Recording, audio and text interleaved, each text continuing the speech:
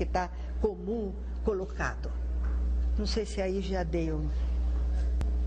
Muito bem, acho que vamos então, para a Roseli para explorar um pouco também essa questão da cartografia, né? Que ela já abriu um pouco agora para esclarecer um pouco mais.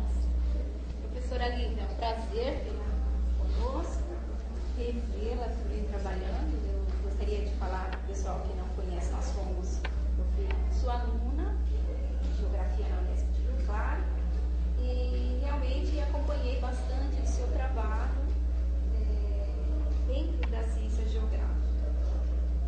Uma das áreas que eu venho trabalhando agora é a cartografia e com uma preocupação com a cartografia escolar, que é uma área recente de pesquisa dentro da ciência como um todo, principalmente dentro da cartografia. Mas nós vemos que o trabalho da senhora como precursora dentro dessa área, né? Isso, depois de compreender um pouquinho, de ouvi-la um pouquinho, nós vemos como a ciência caminha devagar e como o seu trabalho sempre esteve à frente. É verdade. Eu gostaria que a senhora falasse um pouquinho sobre a cartografia escolar, que só veio aparecer 20 anos depois da tese de vocês. Né? Então, nessa área. Porque a minha tese de livre docência é de 1977. E vocês veem quanto tempo, como a Roseli chamou a atenção, levou para eclodir agora nos colóquios, né? E, sinceramente, eu não esperava isso, viu? Porque quando eu trabalhava com os meus alunos e que tinha aquela preocupação de como que eles aprendiam a geografia, eu sempre intuí, na verdade, era uma intuição, de que era através do mapa que nós chegaríamos ao aluno aprender geografia, através do espaço representado. E isto foi, junto com a leitura do Piaget, eu comecei a trabalhar e não sabia exatamente que pesquisa, porque eu tinha que colocar uma pesquisa dentro da tese, né? Quando eu voltei de Genebra, aí que me esclareceu que, na verdade, o que nós temos? Nós temos a questão do direita e esquerda no nosso corpo, nós temos acima e abaixo, e que o que nos dá orientação, direção, é o nosso corpo. Nós partimos do nosso corpo para poder nos orientar, para nós direcionarmos para cá ou para lá. Então, esta parte, e eu discutia com a turma da matemática o que é esquerda, o que é direita. Você sabe que até hoje a matemática não sabe dizer exatamente o que é direita e o que é esquerda. E tem todo aquele problema da lateralidade que a psicologia estuda.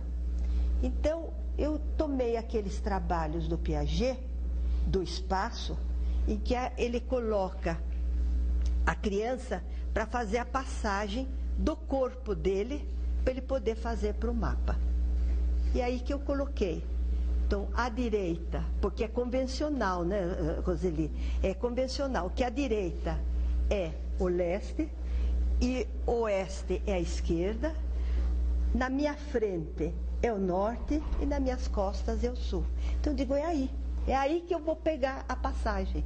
E, de fato, o Piaget tinha um teste, uma prova, ele não gosta do nome teste, prova, ele tinha uma prova com a questão de direita e de esquerda.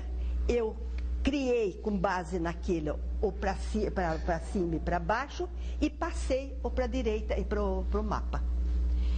E peguei crianças de Rio Claro, peguei uma população, a população completa de crianças de primeira, de quinta a oitava série, todas elas. Fiz um trabalho estatístico muito rigoroso, usei a amostragem,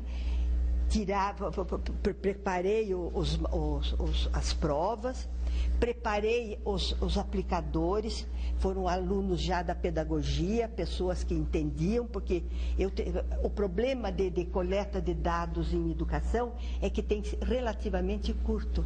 Eu tinha que fazer num mês, porque uma criança com 8 anos e 2 meses é diferente de uma criança de 8 meses e 6 meses, 8 anos e 6 meses.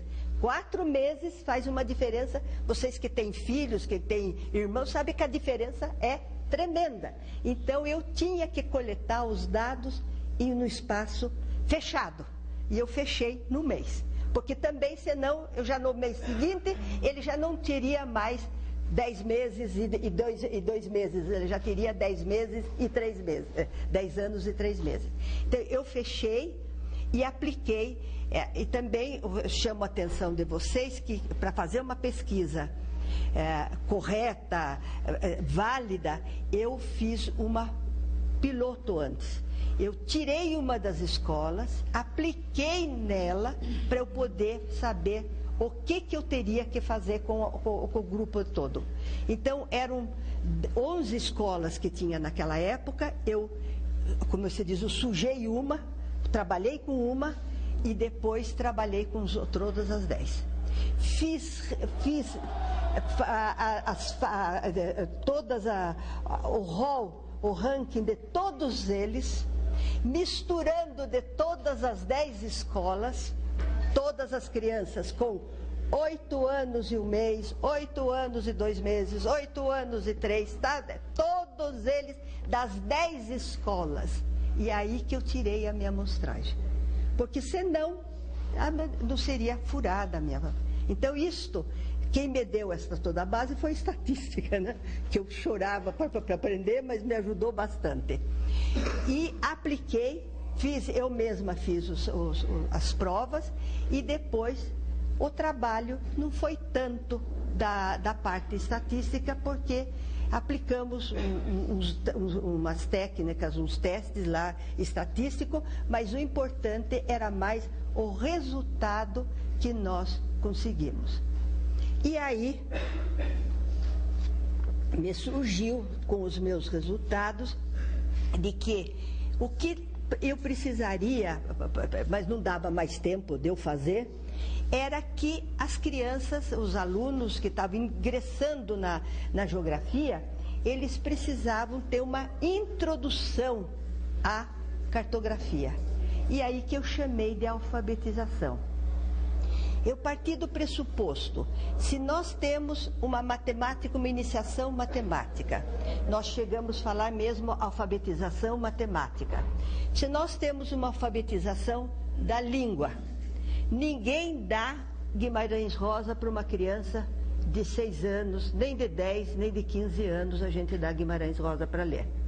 Então precisa haver uma alfabetização. Precisa encontrar um ponto de prontidão para ela aprender aquilo que nós estamos pretendendo. Então eu coloquei isto de que nós precisávamos partir para procura, e eu chamei naquela época de alfabetização infantil. Eu deixei o nome primeiro que me veio e que precisava pensar. E passaram, você vê, quase que 25 anos que começaram a aparecer, principalmente, não foi em Rio Claro, foi na USP, a preocupar com isso, com a Cimiele, com a Regina Araújo, que começaram, depois a Janine lá em Belo Horizonte, a própria Elza, que trabalhava em São Paulo, agora ela está trabalhando aqui em Maringá, e pareceu um primeiro colóquio, deram o nome de colóquio, e ficou ainda primeiro como, acho que cartografia infantil para crianças. E depois foi mudando, e hoje se chama para escolares, né? Porque a gente vai trabalhar com os escolares. E a Janine, quando saiu, foi acho que para o Canadá, para a França, ela descobriu que a preocupação com a cartografia para crianças já era comum na França, na Inglaterra, no Canadá. e que nós aqui no Brasil fazíamos muitos estudos, muitas pesquisas, nós estávamos tão adiantados quanto os lá de fora. E ela colocou, porque eu já tinha chamado atenção para isso.